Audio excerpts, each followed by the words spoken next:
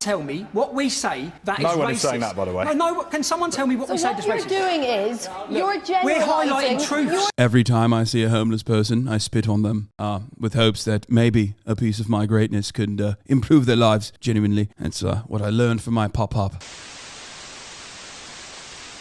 You have so much phobia. Oh, it's Tommy Robinson. But by the way, this is Tommy Robinson, for those of you who don't know, who is the leader of the EDL. EDL is the English Defense League. Definitely, like, they're fascist. Straight up. They're Nazis. For those of you who don't know, they're, like, literally out and about Nazis. Like, they don't even hide it. But, of course, whenever they're on television, they're like, I'm not a Nazi, mate. Why would you say that? Right? Just a bit of banter. That sort of thing. But, like, they are, okay?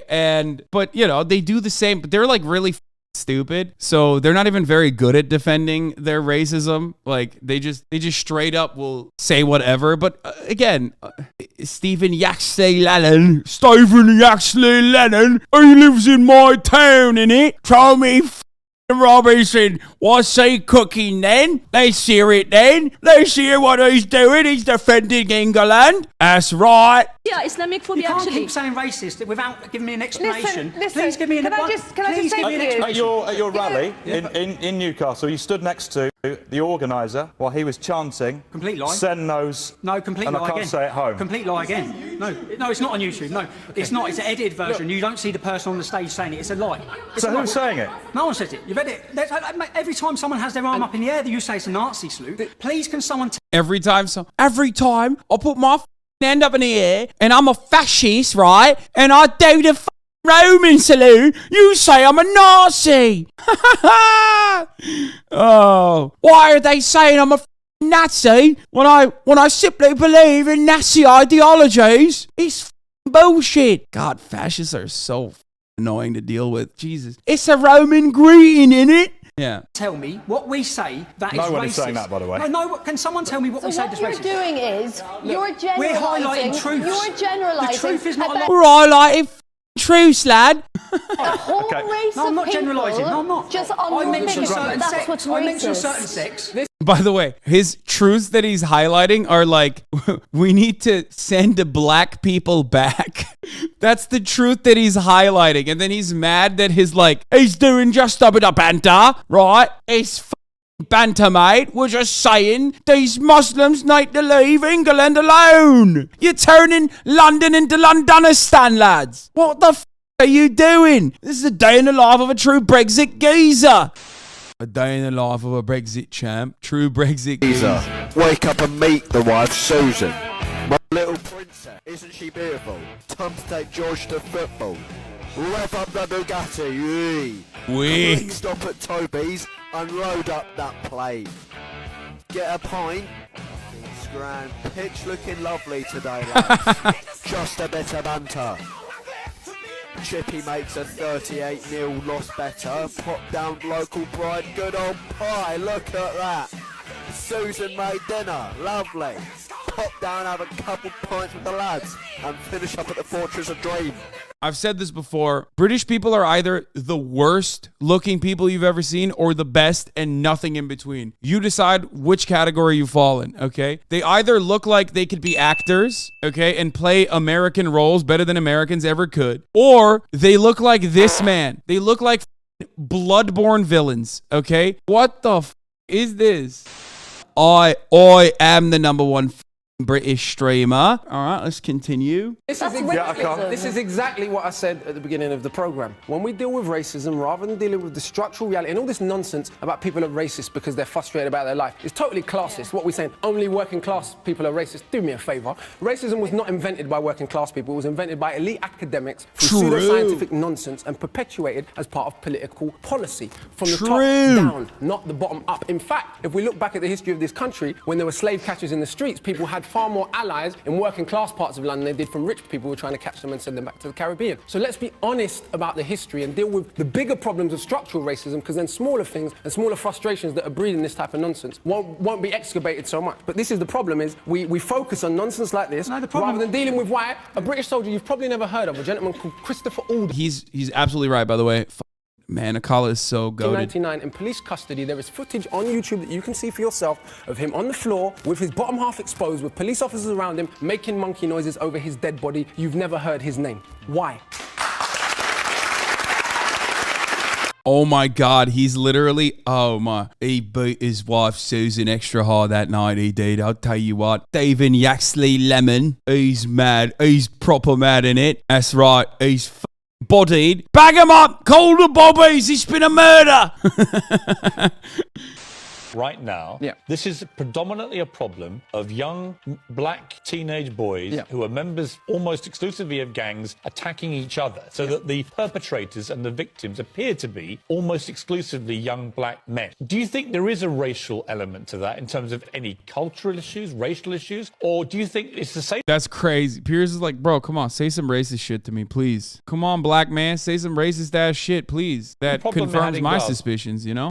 Where they were white, but actually the race part of this is something that we might look at the statistics and think it's a black problem when it's not. Okay, so there are several regions of the country, let's just look at the facts, that have higher murder rates than London does. Clearly, throughout human history, black people have not had anything remotely resembling a monopoly on violence. Over the last few years, some of the most horrendous knife attacks, both the victims and the perpetrators, have been white, and they've not been from London, including a 13-year-old girl stabbed to death in Southampton, a 16-year-old stabbed to death in Dinnington, a 7-year-old girl stabbed to death in York, a 5-year-old stabbed to death by its own mother in Oxfordshire. When both the perpetrator and the victims are white, race suddenly becomes unimportant. There is one limited sense in which race may be important. You could argue that only a very particular demographic of young black boys, only at a very particular stage in their lives, feel a degree of psychological self-hatred or contempt for themselves that they project onto other people who most remind them of themselves. However, the black-on-black violence paradigm, so-called, is never used in that way as a kind of psychological self-hatred model. It's used to give the public essentially the ridiculous impression that black school teachers, black doctors, black lawyers, black Premier League footballers, my grandmother, David Adjaye, Oswald Boateng, are all sort of an equal risk of violent crime. And actually, Well, it reminds me a little bit. I mean, it's different, but it's interwoven slightly into what happened in New Zealand, where you have this white supremacist committing an act of horror. Had he been an ISIS terrorist, the immediate reaction from many people would have been, this is a Muslim problem. Yeah. Because he's a white supremacist, I've not heard people say, this is a white person problem. Well, precisely. We have... It's funny because, this is what Piers Morgan does well. He didn't say anything wrong. He didn't say anything wrong. He didn't say anything wrong. You guys need to understand. This is always how Piers Morgan operates, okay? He's very good at, bringing up super fucking reactionary talking points without assuming them in many instances, and always maintaining the illusion that he's, somewhat center-right when he's, literally fucking far-right. He's agreeing with him. He's saying, we don't see this as, a widespread white person problem. We see this as, extremist ideology. He's right. He's right about that. He is correct. I have enough trouble getting what I'm going to call the racial virtue signaling right-wing press to call white supremacist terrorists by their proper name, let alone to force all white people to explain the bad actions of all other white people. For example, you will never be called upon to explain that not all middle-aged white men are paedophiles, despite the fact that hundreds, maybe thousands of them are convicted of sex offenses. I love that line. Oh, this guy's fucking awesome. Because it's self-evident that not all middle-aged white men are paedophiles. I think it's a completely valid point. I do. Let's look at it in the other sense. Where young black boys overachieve, is race offered as an explanatory factor? For example, British, Ghanaian and Nigerian boys on free school meals, so the poorest sector, academically outperform and are more likely to go to university than similarly poor white, mixed race and black English kids whose grandparents came from the Caribbean. The 4 youngest children in Britain to ever take GCSEs are all black. Romari Wilfred, a young black boy from East London, has a higher IQ than Einstein. Young black men are more disproportionately represented in professional football than any other area of British life, with all of the consequences and implications that has for their contributions to the tax base, etc. So it's almost as if a black person does something negative, the entire so-called black community is to blame. Black person does something positive and they suddenly regain their humanity and their right to be viewed as an individual.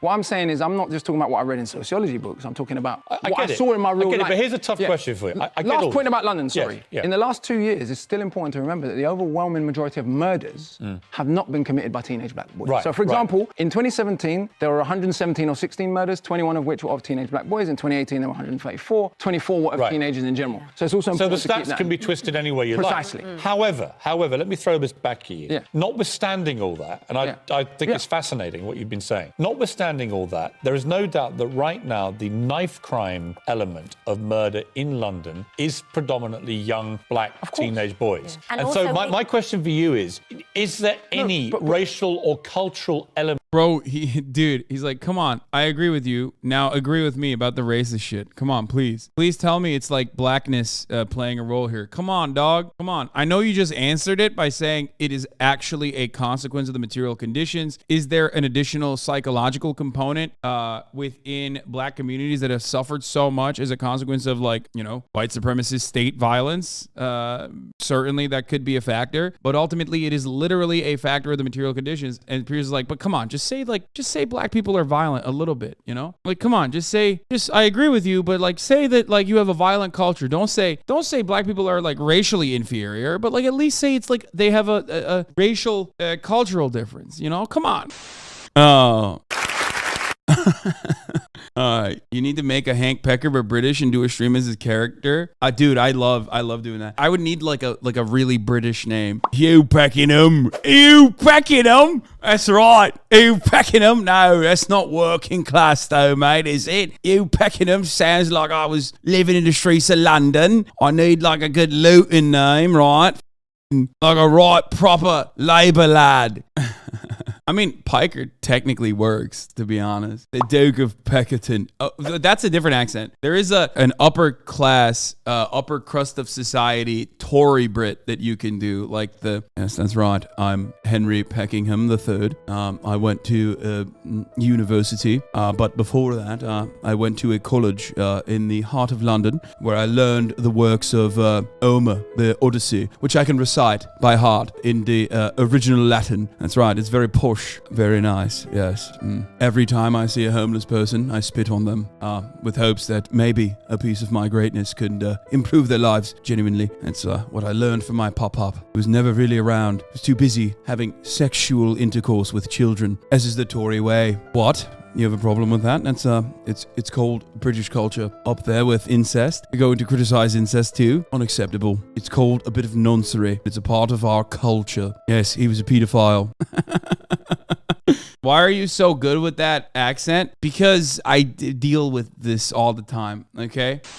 The only British accent that Yangtze people are making is the, it's Tuesday, bruv. Okay, first of all, I don't just do Cockney. This person has clearly never heard me do posh. I do a posh one from time to time, especially when I'm doing an impersonation of Boris. All right, I apologize that for the most part, the bruvs do sound kind of like this, bruv. Oi, bruv. Oi, it's Tuesday, innit? You want to go down to Tesco and get a meal deal and get stabbed in the car park, bruv?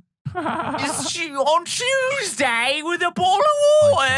That is the one British accent that Americans... No, sorry, that's not fair. They know two. They know, oh yes, we know the very high-class Tory-sounding accent as well. Oh, it do sound a little bit more like the Queen and Boris Johnson, a little bit like that, yes, as well. Okay, what the...